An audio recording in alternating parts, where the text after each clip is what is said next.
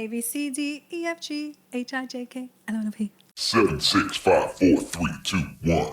Phresh presents Que Hola, where we talk to various movers and hustlers who are popping off and succeeding in the 305 and at the same time influencing the culture. I'm your boy D Fig. Holla at your boy when you see me in the street. Ew.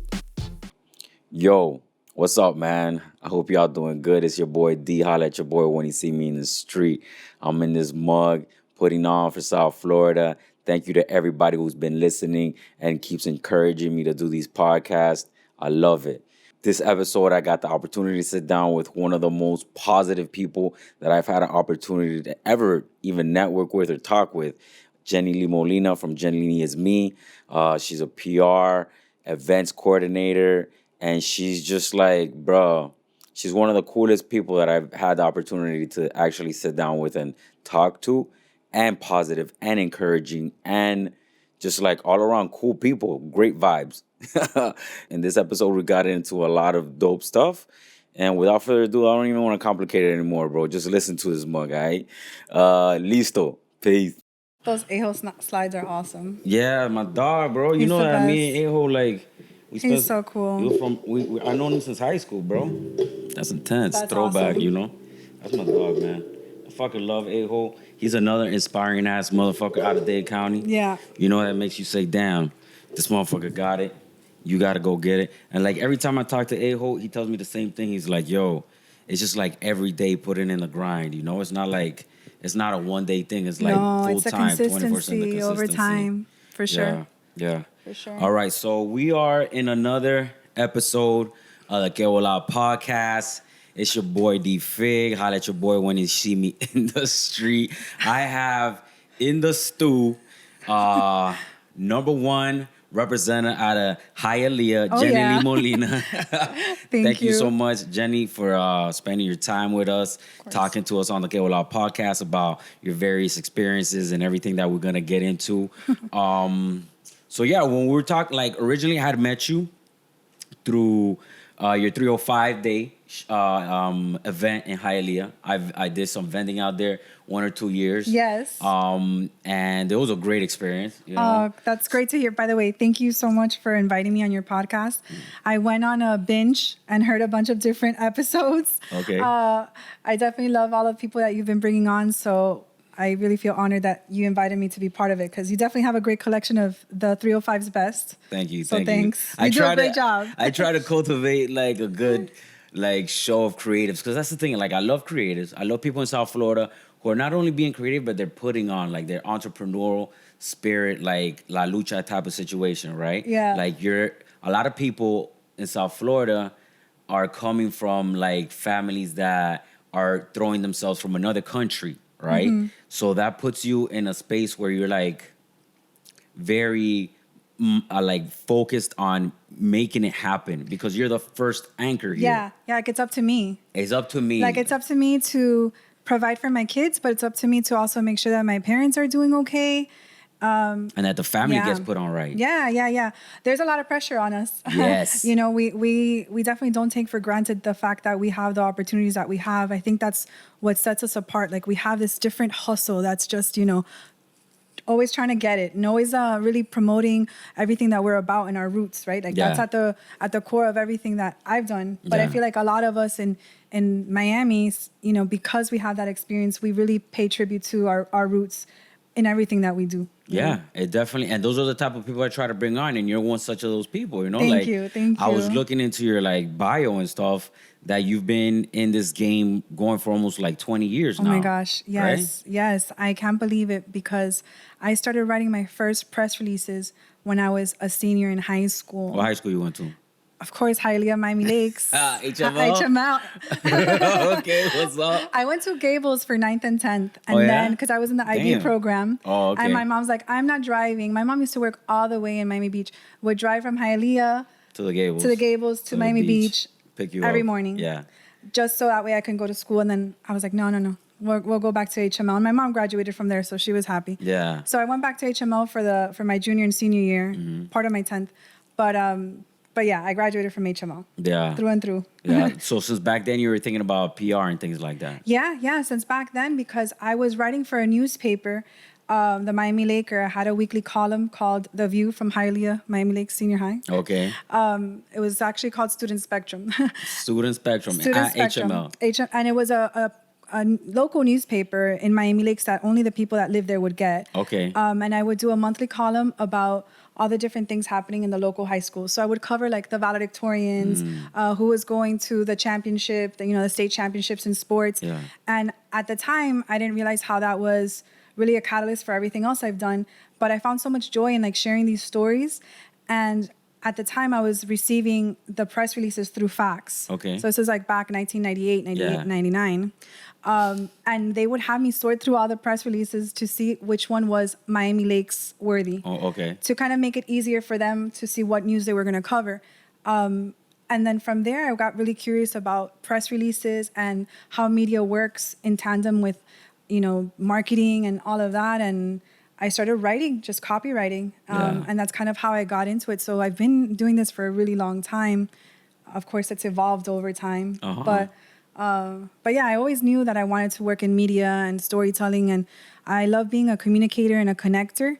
And that's really what I focus on. So Do you, being in PR for so long, what would you say would be like the strong skill sets that you would recommend somebody coming in to acquire? That's a great question. And I think this applies to any industry. Yeah. Follow up and attention to detail. Not necessarily in that order, but you definitely don't want to send a press release with typos or any type of communication in your business because it's just, a bad look. Typos happen. And then following up, a lot of times we'll send something out, a pitch for our business or a pitch for media coverage, and you don't get an immediate yes. And, people tend to get discouraged when that happens. I mean, I'm in an industry where I'm at the mercy of media, and if they don't want to cover something, well, it's just not going to get covered. So I have to get creative, and a lot of it's following up because people are busy. So following up is really important, attention to detail, and really, paying it forward and being a good resource to your, media contacts, right? They need to look to you as someone who's going to be able to get them the information they need fast, get them the photos they need fast. I mean, I treat the journalists that I work with like their clients because I have to service them too, Yeah. So that's super important that you really don't want to burn those bridges. Yeah. Because you're relying on them. They really help you do, your job. Man, you touched on a lot of topics there. But for sure. So, all right. One such topic that makes me always think, how do these things work, right? So you were saying you have your network of journalists or people in media contacts that you normally reach out to. In a city such as Miami, right, where it's really cliquish, right? How do you bridge the divide when you're not in that circle of people or influence or network? How do you get to that point where you're getting into that network, right? Or something similar to that, or create your own network. How do you do that? I like the idea of creating your own network, right? Okay. But you definitely do want to try to network with other people in other circles. I think on the media side, though, for the most part, the media contacts that I work with, like the Herald editors, the New Times editors, they're looking for media coverage and people to highlight in all sectors. So they're not necessarily themselves cliquish, but when it comes to social media, there are definitely different cliques. You have your foodies, you have your beauty bloggers. Everyone kind of yeah. But yeah, it's important to network. Everybody kind of defends their fiefdom. You know what I'm saying? It's this is my little fiefdom or something, and you need access to get in here. You got to get my okay or something along those lines, right? So my question really is then for somebody who's launching new, an entrepreneur, somebody who's trying to get their brand name out there, right, and doesn't have access to those gatekeepers, right? What is that person to do? People underestimate the power of a hello. And I love that you start your show with, hey, if you see me on the street, say hi. Because people sometimes know you through social media and they don't say hi. I think saying hello, saying, hey, I love what you're doing. I would love to network with you. Hey, I have this event. Showing people love, paying it forward. The easiest way to penetrate any circle or to create a authentic relationship with someone is to be authentic yourself and to pay it forward. You know, it has to be mutually beneficial. A lot of times we go into networking thinking about what's in it for me, but that's not how networking works. It's like, no, let's network and let's see how we can help each other. How can we be mutually beneficial, and how can I help put you on and you put me on, and we rise together. And that's the beauty of networking. And if you go into networking with the mindset of only what's in it for you, it's just not going to work. Those gates are not going to open for you, because at the end of the day, everyone is here trying to like hustle, like we said, why are they going to stop to help you when, they got to focus on what they're doing? So it has to be mutually beneficial. Like in every relationship, it has to be, symbiotic. Yeah. So that's important. But I think that is key when you're networking, to look at it in a way that is mutually beneficial to both. Okay. So what I hear is like show up to the door with a high and something else, like a little, like a treat. Like you showed up to my door with those croquetas. You know what I'm saying? Like I was like, yo, what? You might have been one of the second guests ever who shows up here with a gift. By the way, I got a gift for you. You've been talking about my shirt. Here it is. This is for you, the 305. Just in case everybody said. Oh, what? This is what it is right there. I got you the large. Thank you. I love this. This is you know what? one. I have a feeling my husband and I wear the same size. I have a feeling he's going to try to jack this from me. I'm going to have to hide this on my side of the closet. He's going to be like, good. yo, what's up with that, dog? Amigao. I love that. You have boludo, chamo. I love it. Tigre. I love this. Because we're all one community. We have different like spices, but we're all one community in South Florida. For sure. It's all like Miami. And it all starts off with bro. Because like everybody's bro. You know what I'm saying? Even my dad says bro sometimes. I have an aversion to the word bro. Yeah? Because I was like, I would correct myself, right? When I would hear myself talk. I'm like, I say bro too much, or I'll say, I was like, I'm not going to say bro because, I need to speak proper. Yeah. And now I'm just like, bro, who cares? That's what it is. You got to embrace it, man. That's part of you, right? Like, I don't say bro. I don't say bro. You say bro behind closed doors. I say bro. You look in the mirror and be like, bro. Bro. Long day. So like getting back to the networking thing. So like PR in general, right, is the avenue that you work with, right? You started the 305 Cafecito as a social media brand, right? Yeah. 305 Cafecito was a social media campaign to make 305 The Time Miami's official coffee break time. Okay. For those who know, it's inspired by 420 culture, of course. But in Miami, before 420, we like to get our little cafecito in at 305, right? For a little balance. Like it balances you out. After lunch, you get that slump. Yeah. And so I thought, the idea really was one of those serendipitous ideas that just came about. It was 3:05 in the afternoon. Yeah. I was having coffee at a ventanita at David's Cafe on Lincoln Road. Okay. Rest in peace. It is no longer there. Like many things in South Florida. Yeah. I mean, this is like 2013, 2012, 2013. Yeah. And I'm having coffee, happens to be 3:05. And I look at the time and I'm like, 3:05 would be the perfect coffee break time for Miami. And I started to get traction. I was like, well, what if we made this official? And it was a side project. Yeah. It wasn't for a client. It was just something that I thought would be fun. And so we opened the Facebook, the Twitter, the Instagram, and it took off. It took off. People started to hashtag 305 Cafecito. We got national media attention, like ABC News and NPR. Yeah. And then the front page of the Miami Herald, of course, Nuevo Herald, which huge. Yeah. And I love that the Miami Herald or Nuevo Herald wrote it in Spanish, because I was finally able to like explain it to my grandparents. They had no idea what a hashtag was. So fortunately, like the story did a good job of somewhat explaining it to them. Yeah. But it was great to see how many people embraced it. And from there, 305 Day kind of became a thing, right? Yeah. So it's just been fun ever since. That's what's up, man. And I saw that now you've partnered up with Pitbull. Yes, I know. Like, what's up with that? What's that all about? A little girl from Hialeah. I know. So 2020 was an interesting year. Okay. Of course, the pandemic. But our last big block party event was March 7th, 2020. Okay. Which was our 305-day block party. And right around that time, I still am working with an accountant / mentor who is very close to Pitbull and Mr. 305 Inc. And so, in Miami, it's 1 degree of separation to Pitbull. Yeah. So that's really how it came to be. And so now he is one of my partners in 305 Day, and we're hoping to make 305 Day this annual huge event. Yeah. We have the block party, which you went to and you saw, but to get it to the next level, we just need Mr. Worldwide. We need him. We need him on the team. So I hear that. So I'm excited to have Pitbull as a partner, and we'll see what the future brings. And amongst all that, you also co-founded the Leah Arts District. Yes. So first and foremost, and you got kids, right? I have 1. Okay. I probably would have had more if I wasn't so busy. Yo, what you mean, G? Like, I'm surprised even with 1, dog. Like, so how do you, how did that come about? Like, you did the 305 Leah.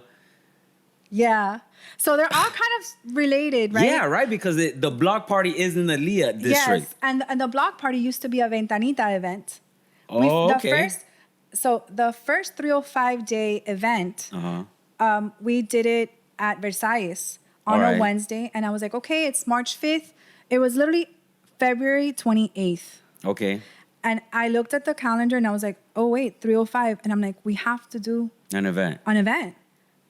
Me and my numbers. Yeah. And so I had only a few days to put this on. Why, you put a bruja or something? You sent me my numbers? No, I messaged Versailles and I was like, hey, would you guys want to do free pastelitos? Yeah. That Monday I got a press release out. I thought maybe 20 people were going to show up. Yeah.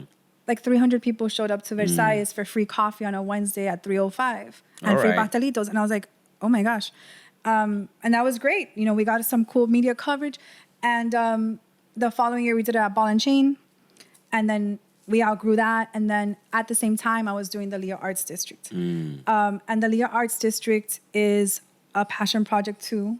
I have paying clients, by the way. Don't think I just do passion projects. Yeah. But, the passion projects, it's, I'm lucky that I have paying clients because it subsidizes the passion projects. Exactly. But you have to, when you have something in your heart and you feel excited about something, I just have to see it through. Mm-hmm. So the Leah Arts District came to be because at the time I was working with an art gallery in Wynwood who had a Venezuelan immigrant, amazing guy, Eleazar Delgado, who had put so much money into his gallery. Yeah. He was actually my first client after I left the agency where I used to work. Yeah. And I started to work on my own as JLPR. And I saw how, he had spent all his money and now his lease was getting bought out and his gallery was gone after all of this effort. Yeah. And I said, well, what if there was a place for locals and by locals? Yeah. At the time there was Bakehouse Art Complex. And I was like, what if there was a place like that in Hialeah? And all of these wheels were spinning. But at the time, it was just an idea. Fast forward, I'm doing the Heineken Mural project, which was bringing murals to different cities. And I did that in Atlanta and DC and in Miami. And I thought, well, why not in Hialeah? So that was a catalyst for working together with different artists and working with different brands to have them sponsor murals in Hialeah and sponsor events in Hialeah. So I basically took that model and, different from Wynwood, all of the murals in the Leah Arts District have been paid for by different sponsors. And we don't have any branding on them. We just tie the events to the sponsor. But part of the sponsor's agreement for being part of the event was that they were going to add a mural to the area to beautify it. And that's how we were able to get, 20 plus murals now in that area.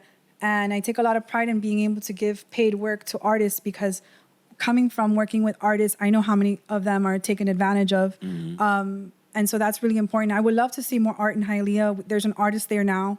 But that's really what led to the Leah Arts District. And then at the time, Councilman Paul Hernandez was zoning the area for artists to live and work. So it all just came together. And because I was already doing the Leah Arts District, it made sense to then move 305 Day and make it a big block party there. It's like the best of both worlds. And, you have so many events everywhere else, but why not Hialeah, right? So that's really how it all came to be. And now you have Unbranded, which is the county's largest brewery in the county there, 30,000 square feet. That warehouse stood empty for 7 years. And, when we talk about gentrification, I always worry, like, did we create a monster? But, you had a space that was essentially empty. And now you have new life. You have Stephen's Deli, which is now Kush Hialeah. And, Matt Kusher, he is brilliant because he's been able to preserve what is the magic of Stephen's Deli, but bring a lot of like Hialeah pride and really make it something special. So the Leah Arts District is not just murals now. Now it's like a creative, hub, an entertainment hub. You have, you need food and drink. People love food and drink. And you have artists that are in the area too. So this started in 2015, so I'm excited to see what the future holds. Yeah, man. Damn, that's dope. So like you put all those you learn the skill sets since high school, and with those skill sets you were able to build these various projects and bring them together so they mesh together properly and they're like synergistic to each other, right? Yeah, I guess, yeah. Yeah, I mean, yeah. I wouldn't say I learned the skill set in high school. I've always been since high school. Since high school, yeah. But I'm definitely still learning, and I love the integrated marketing approach. So even though I come from a place of like PR and media coverage being the focus, I love using social media and digital marketing and events and the online offline experience to really create a conversation. And, I get to throw a big party. It feels like my birthday. I mean, it's a dream come true. So, like, throughout all those things, right, what would you say are your biggest obstacles? What are the things that you see are like, damn, these are roadblocks that I need to knock down that consistently show up? It's difficult sometimes to know the difference between imitation and inspiration. And people who, instead of collaborating with you, rather like circumvent you and cut you out of the deal.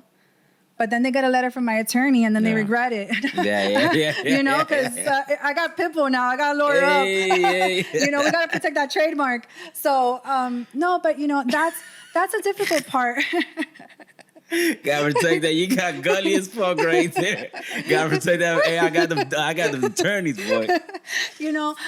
I try to do the nice thing, right? And I always I rather collaborate always 100% than not work with someone who's trying to do something similar or whatnot. But it happens, it happens. So you would say that that's like your biggest obstacle. That's the biggest obstacle. Yeah. Knowing who to partner up with because they might just try to stab you in the back in South Florida. I mean, listen, it happens. But no, I'm definitely a fan of collaborating. But giving credit where credit is due is important. Yeah. I always look to do that. No one's perfect. Sometimes people just don't know, and if they don't know, that's different. But there's been situations where people have been selling sponsorship and monetizing, an idea or a trademark that doesn't really belong to them. And listen, everyone is entitled to make money. I'm not going to stop people from making money, but just give credit where credit is due. So, I feel you. I feel you. So or don't try to pass off something as yours, because that's happened to me. Yeah. Where I had someone send me a media kit from another PR agency, which will go unnamed. Yeah. I should tag them in the post so they could hear the. Yeah. I'm not that petty. Yeah.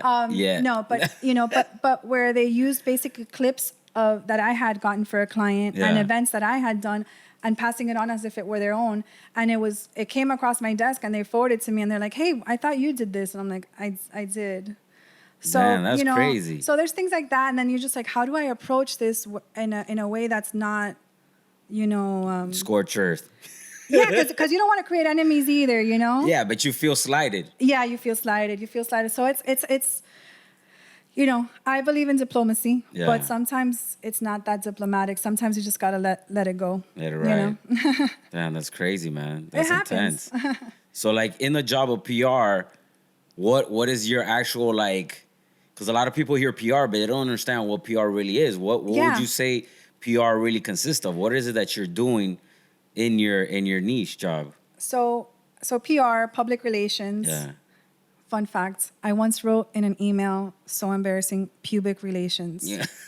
That's why you say you gotta make sure that you gotta make sure you check your emails and those typos. You don't want to be writing pubic relations when you're trying to say public relations, because that just doesn't sound right. What did the client say back? No. Thank God it was a friend. Oh, okay.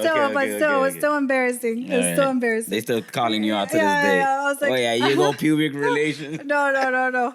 So public relations has a bad rap. Depending on the industry that you're in, right? Okay. Because we're kind of tasked with the goal of making our clients look good regardless of whether they deserve it or not. So I used to work in a PR firm that really did PR for some not so great characters, it's funny because big pharma and big tobacco and all of these industries, they have huge PR agencies that work for them. And, they're constantly making them look good, and that's their job. Yeah. But while I was working at the agency, I started doing poetry events and music events and kind of doing things on the side that were fun. But I digress. So pubic relations. Pubic relations. We're back to the pubic relations.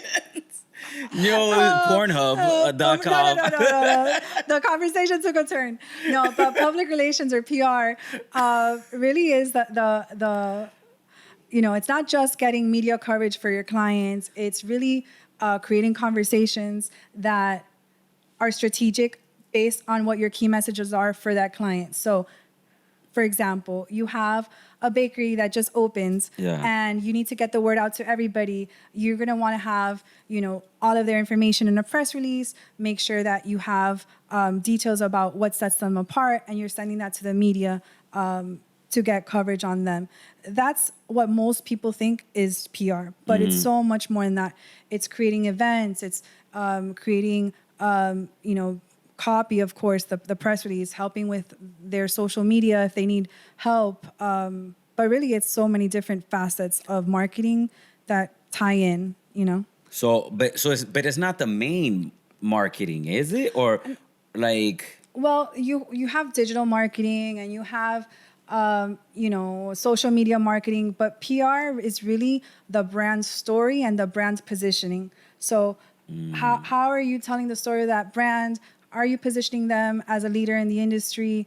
Are you positioning their executives as someone who is an authority on what they do?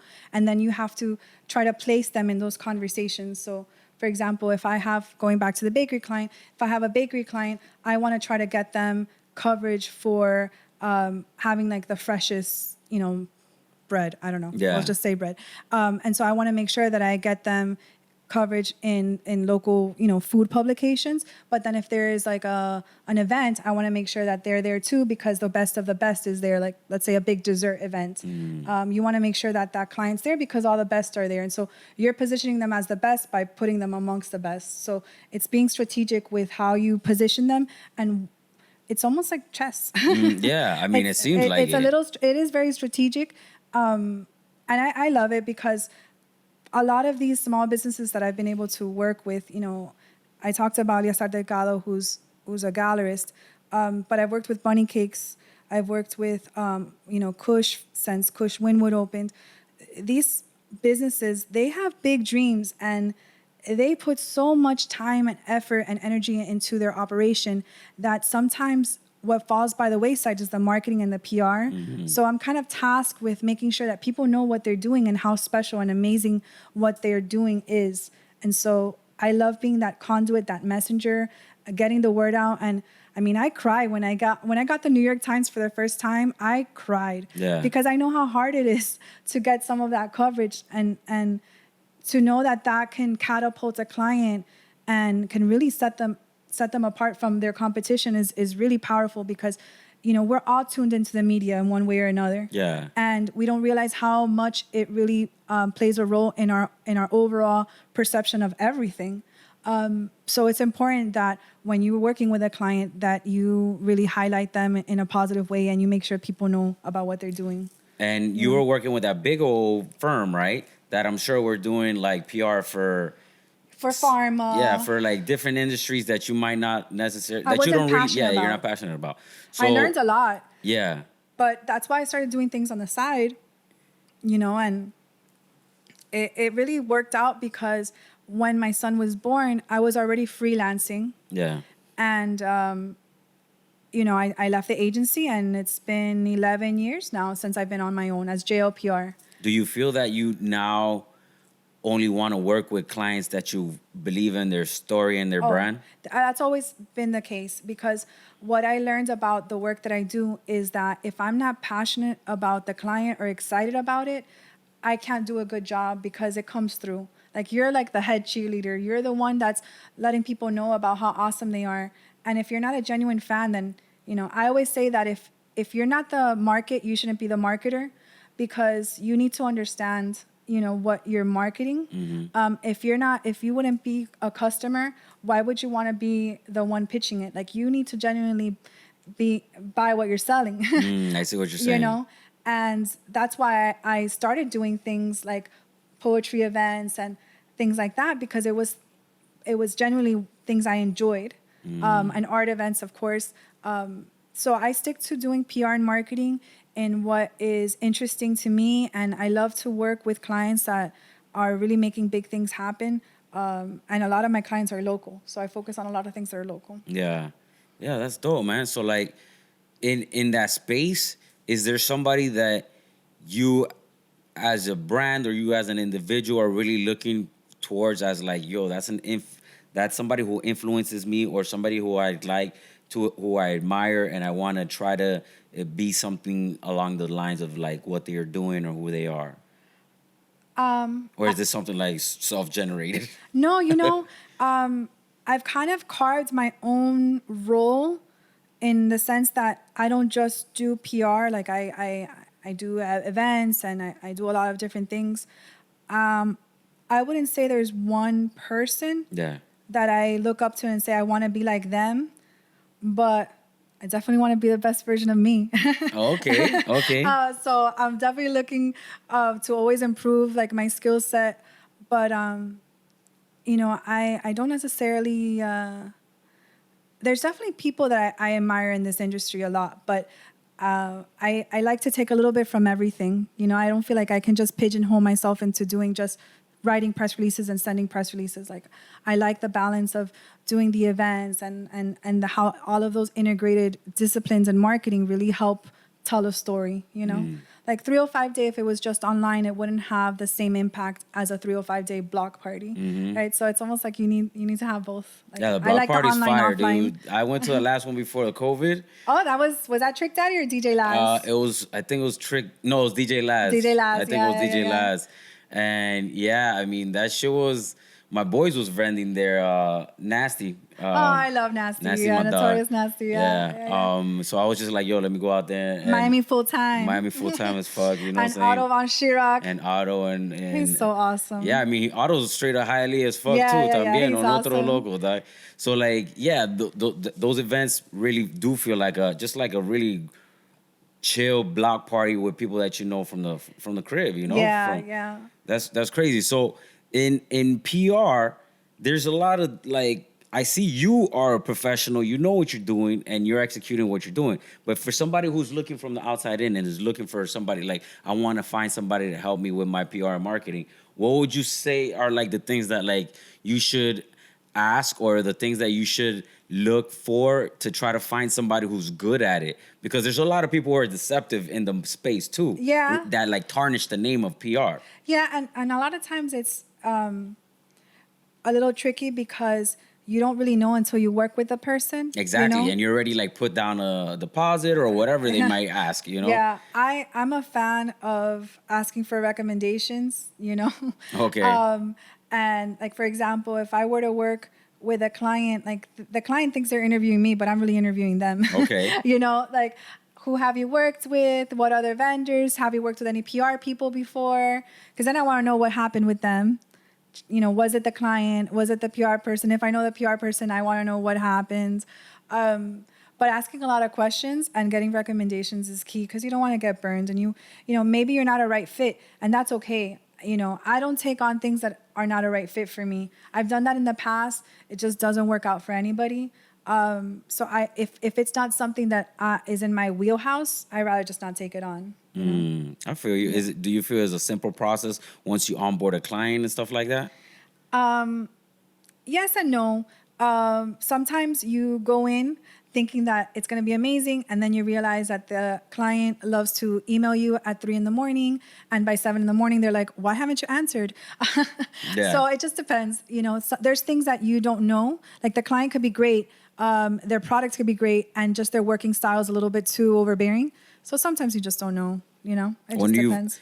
When do you feel that an entrepreneur, a creative, somebody like that needs PR? Because there's you might not be in that space where you actually need it. Yeah. And I'm sure people reach out to you and you're like, you're not ready yet. Yeah, son. like if you don't have a website, if you don't have, because the first thing I need is I need to put together the materials to send to media. So if you don't have a website, yes, we can help you with that. But you definitely need website. You need pictures.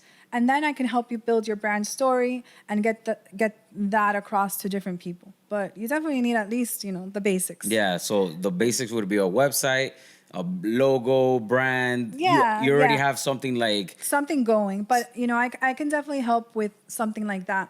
But I always look at, when I work with a client, I always look at it like a journalist. Like, is this newsworthy? Yeah. Why is this interesting? Why would this be interesting to someone?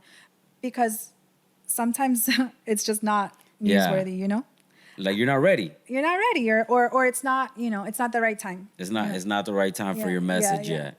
Yeah. Like, you might have a logo for a new restaurant, but if the new restaurant is not going to open for another 2 years, then you're not ready for PR. Someone might take your money, but you're not ready for it. Yeah, exactly. That's another thing. Like somebody might take your money to do your PR, but they're not really helping you at the end of the day because no estaba preparado. Yeah, no. So I had someone today offer. That's fucked up, dude.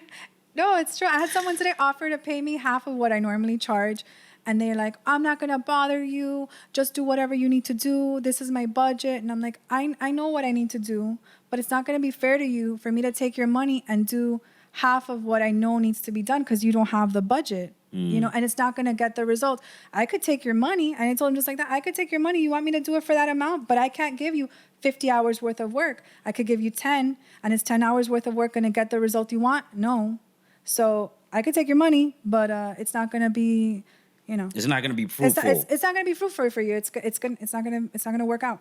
And then your name is on that, and and PR and in anything, your reputation is everything. Yeah, that's crazy. That's another thing, that you have to think about before taking on clients. I don't want to burn anybody or burn any bridges. Yeah. I mean, sometimes it happens, but All right, that's what's up, man. So, all right, so here in South Florida, I want to switch up topics for a second. Enough pubic relations. Yeah, enough with the pubic relations. In South Florida, now we're going to go into some other shit that nobody wants to listen to, bro. All my friends, they're all talking shit to me because I talk too much about this, but climate change, right? Climate change is something that's happening right now before our eyes.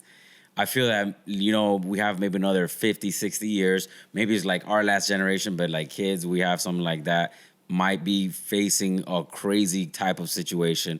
How coming from the PR industry and knowing how to bring the best face to something, what would you say is the best face to present to people for climate change, for them to actually be involved and to get them to care? Them to care, right? So pulling at people's heartstrings is the number one way to get people to care, but you need to know what are their buttons and what they care about first, right? Okay. And so it just depends on who the audience is. Some people don't have kids, so they're not thinking about their kids' future. But if you're a parent, you might think a little bit more if you position climate change as something that could affect your kids. If you're someone that cares about going to the beach and you love going to the beach, then maybe that's a way that you can introduced the theme of climate change and how that could affect the beach.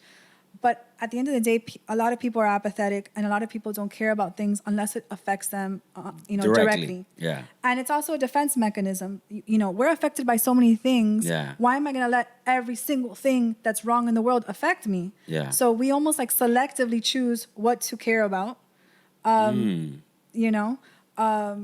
on our own frame of reference and our own experiences. So you almost have to work around and know the audience before you put together the message, so that way what will pull at their heartstrings. I mean, bro, so basically you're telling me we're fucked because nobody in South Florida gives a single fuck about climate change. No, it's really sad. It's really sad that we don't have a culture. We are a peninsula. We're surrounded by water. We have the Everglades in our backyard. Now they're proposing to build out more in the Everglades. It's really tragic. And I'm afraid that it's going to get to the point where it's too late. And this is not an exam where you just procrastinate and hope you cram the test and you can do well the next morning. Yeah. Like, you can't procrastinate. Yeah. This is happening now. I'm glad that we do have local leaders that care. But at the end of the day, it's the people who elect the leaders. And we got to make sure that we elect people who care about the environment, because we're so susceptible in South Florida. I mean, South Florida being underwater is very realistic. Yeah, like in the next 50 years, 100%, we could have 3 foot of water. What people don't realize is that there are areas that are at or above sea level, but very rarely, only in Coconut Grove, you have an area that's above sea level. But we're literally under sea level, so yeah. Like all of Doral is basically in the Everglades, basically. And I just be watching people spending millions on dollars on dollars out there. And you have so many flood zones. Bro, si cae una lluvia for 5 minutes, that's it. You can't get out your crib. Oh, no. Yeah. So it makes me, I've been trying to talk about that this year on the podcast, bring up climate change more. But it's just it's so crazy to me because it really is, it's really hard. I'm realizing it's extremely hard for me to get people to care unless their house is underwater, at that particular, right now, you know what I'm saying? And I feel like we're not gonna be ready, like you said. We're not forcing the change through our county, through our elected officials, because that's the only way that you're gonna get it for them to change. They're not really caring about it either because they're only focused on their short term. Very short term. Yeah. They're not 50 years. They're 50 years from now, I'll probably be living in Memphis or some shit, I'm out of here. Peace. Yeah. But so it's really hard for me to sit back and see damn, the city that I love will soon be underwater. It's going to be underwater, and it's going to be so massive, the change, and so quick, because it's going to, when it affects us, it's going to be right there in front of our faces. And like you said, there's not going to be a chance to cram for the exam. Yeah, no, there definitely has to be a sense of urgency. But I feel like a lot of people still don't understand what climate change is. And what's sad too is that a lot of things are politicized, and the environment happens to be one of those. And I feel like the environment's something that we all share and that we all should care about regardless of political affiliation. And so when something like that starts to become politicized, the only ones that lose is the environment, because this is something that we should just agree on. Yeah, there's nothing to debate, bro. The waters are rising. Yeah. The Everglades is gonna get full of salt water. Al Gore was right with Inconvenient Truth. 100%. I told you guys to vote for him in 2000. 100%, dog. Al Gore is sitting somewhere laughing his ass He's off. I told you. I told y'all, motherfucker, this shit was popping. He didn't invent the internet, but but that documentary was really well done. 100%, dude. And it's one of those situations where we're really just. I mean, I don't really know what to say about it. I felt like I've said enough, but I still kind of feel like I gotta keep pushing.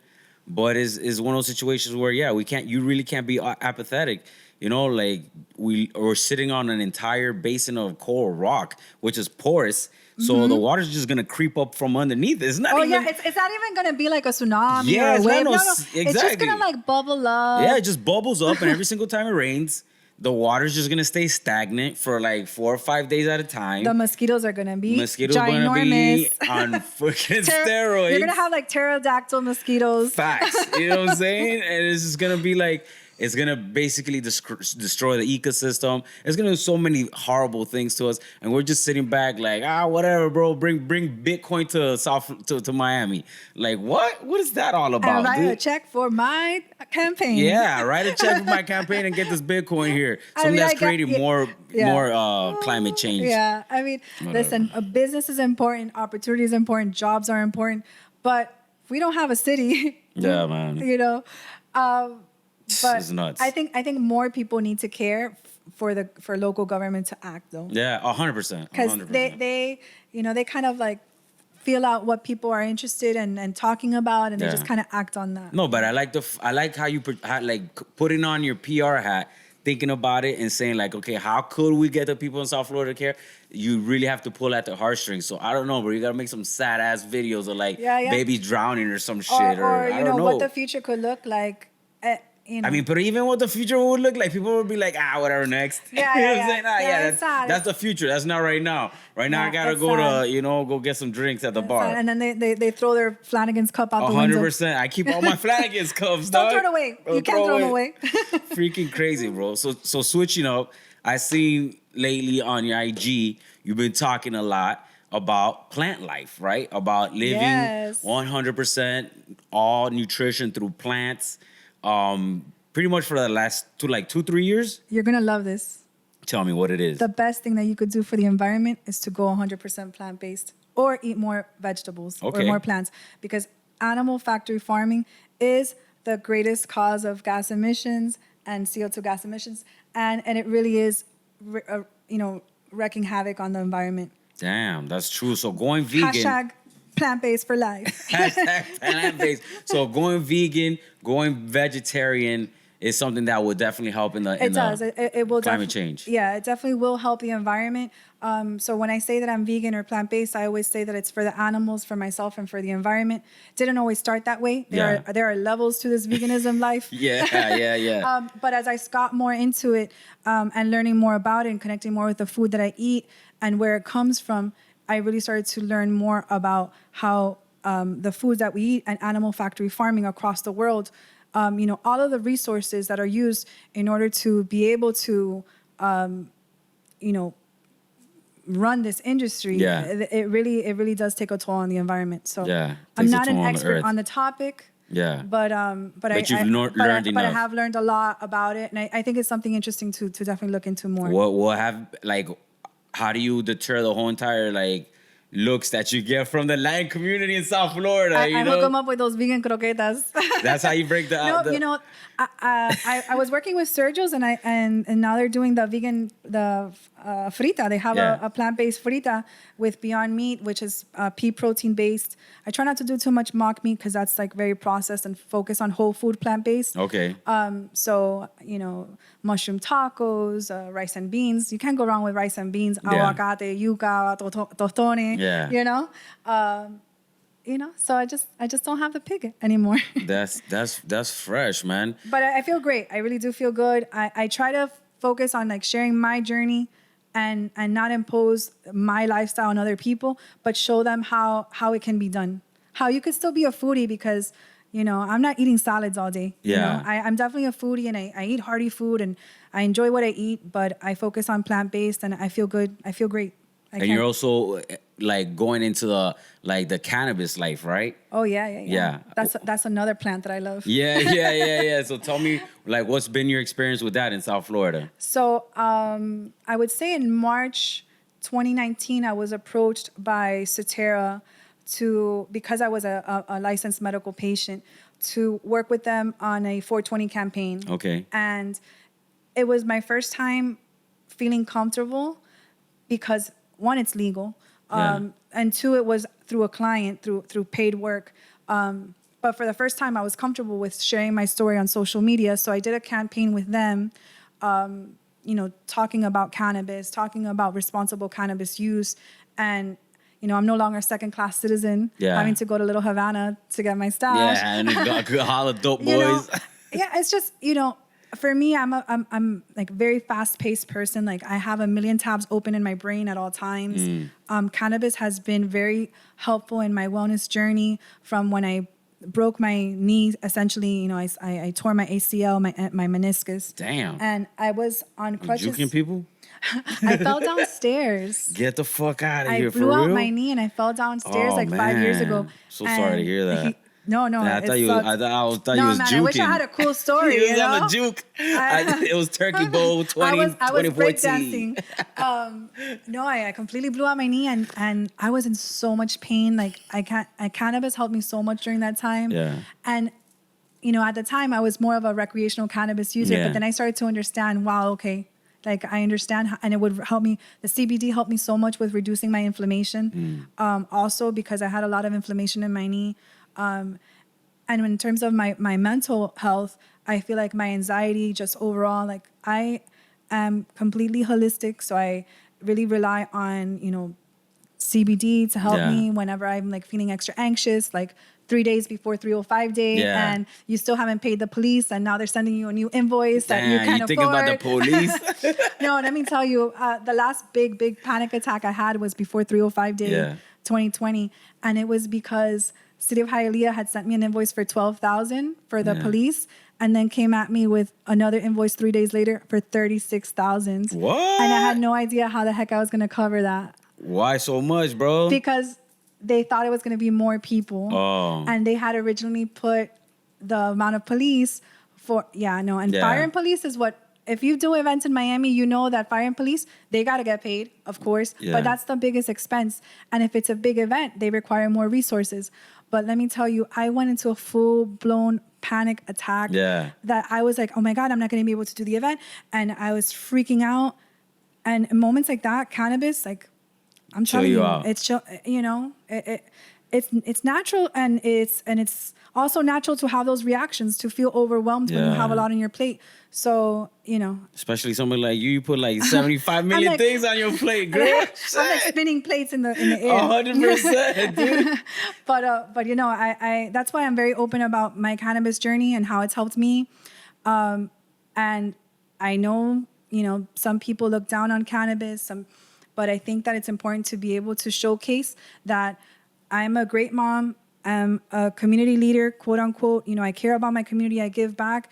And I'm also a cannabis user. Yeah. And, you know, it's important to remove that stigma. So yeah, the stigma of cannabis it's been ingrained so much that for it to be removed, it has to be somebody like, or something big has to happen, right? It has to be like a big for everybody to be like, yo, it doesn't really, it's not one of those things with that, like it's like reefer madness or nothing like that. You know what I'm saying? Well, reefer madness was propaganda. Yeah, straight up propaganda. Yeah, and I understand why cannabis can be, at some point in all our lives as cannabis users, we know that cannabis can be used irresponsibly. 100%. And I agree that it should be somewhat regulated. You should be responsible. I don't think that if you're 16, 17, you should be getting high. Yeah. You know, it's just, cannabis has shown to not help develop younger brains. Yeah. So I you know. Yeah, but once you're a full ass adult. But once you're a grown adult, and if you're responsible, why not? It's, you know, what's the difference between that and like having a glass of wine? You know? Exactly. Especially in Florida, because that has already permeated the West Coast, because primarily all the states that started off with this whole entire movement was on the West Coast. So that West Coast world has already evolved to a point where like, yeah, there's canna moms and there's like wine moms and there's like everybody, right? Yeah. Everybody's playing in the same. But here, where we're a more conservative part of the country, that still has like a lot of the stigma, right? We still need to get over that. Especially in the Latin community. Especially in the Latin community. Una marihuanera. You know, it's like, una drogadicta. 100%. Drogadicta. I love that. That's how it is. And I spoke with my mom. I was very open with her before I went on social media to share this, because I didn't know you didn't want what her implications to be like, or what my family would think, or, you know, but my mom, you know, she as long as I'm doing it with my legal cannabis card, for some reason that changed the game. The minute it became legalized, my mom was like, okay. Okay, yeah. And I'm like, okay, fine. All right. Now she changed her mind. That's what's up, man. But- and you heard that they're putting up a ballot for it to go rec Yes, in 2022. Yeah. And the rec is important. It's going to be great for our local economy. We rely so much on tourism. Yeah. What Colorado has seen because of cannabis tourism is incredible. That would be ridiculous on the beach. Pfft, please, No. That's the best place. It's gonna be Revolu. No, but we'll edit that out. Yeah. Was I saying? No. It's Yeah. gonna be crazy if it goes rec. They'll allow you to grow it in house. You're up to like 6 plants. I was reading that. Exactly. Yeah, so it's gonna be. Hopefully, it gets put on the ballot, and Florida gets to speak its voice, and hopefully it passes. Because I think it would be a very big boon to the economy. Not only that, but it will also be like a big boon to the plant itself, because it would be in Florida, one of the most southern like conservative states. That could then lead to a whole nother generation, another evolution like in Alabama, Mississippi, Georgia, et cetera, where then they could be like, maybe we could accept this as well. Maybe we could go down this path. I mean, it definitely is going to have a trickle down or trickle up effect if we trickle up because in this case, because we're in the bottom. Yeah. But cannabis is definitely a great way to introduce also plant-based medicine. Because if you're using it recreationally, it's different. But a lot of people are relying on opioid medications instead of cannabis. So, I think if more people embrace cannabis for its medicinal powers, I think that overall it'll help the medical community embrace more, plant medicine in general. For sure. Man, yo, Jenny, once again, thank you so much. Thank you. For coming on here, talking to us, kicking it, spitting the truth, letting us know how it's going down in your earth and your universe. Thank you so much. We talked about a lot of things. We did talk about a lot of things. we try to touch as many subjects matters as possible, especially when we have somebody so knowledgeable as yourself. Thank you. If people want to reach out to you, where's the best way for them to like holla at you and look at your events and everything that's popping? So Jenny Lee is me is my personal Instagram. I try to share a lot on there, all the different events that we're doing. JLPR is my PR agency with my sister, who is my partner also in the agency. Okay. We didn't get to talk about her, but shout out to her because she is the wind beneath my wings. Hey. And a big part of the reason I'm able to do so many things, aside from my family, who of course is super supportive. So JLPR and Leah Arts District for everything that's Hialeah, 305 Day and 305 Cafecito for all things 305. And I got a few different channels, so just find me. You'll find me. Yeah, Jenny Lee is me. Jenny Lee is me JLPR. is the one. All right. That's what's up, man. Thank you so much for coming on. Once again, to everybody out there listening and watching, thank you so much for your time. Thank you for allowing us to take up some of your time and hit you up with some of this knowledge. Hasta la próxima. You know what it is. It's the Bola Podcast. Find us on Phresh as well on IG. Find us on IG, Bola Podcast, both of those handles. And if you have anybody that you'd like to suggest for upcoming episodes, hit us up, throw us that through the DM. I definitely take those into consideration, and a couple of people that have been suggested have come onto the podcast. So I appreciate that as well. Hasta la próxima. If you like it, share it with your friends. If you hate it, share it with your enemies. But just share this motherfucker. Just share. Right? Peace. We Bye. done. Yo, you heard it there. All right. Jenny Lee, thank you so much for coming onto the podcast. You already know 305 Day coming up. You better go and represent in the Leah Arts District. I'm going to be in that mug for Sheezy. You're going to see my face. Everybody else, you know what it is. At Bola Podcast on IG. At Phresh. Phresh with an F and then with a PH. You know what it is. Fof, baby. Phresh. Ya tú sabes. Phresh Media in this mug. Hasta la próxima. Que te crezca. I love you guys. Hasta la próxima. I love you. Thank you to everybody who's listening, man. And thank you for the encouragement, for real. You guys, you don't know what it means to me right now. It means a lot. Thank you. Peace.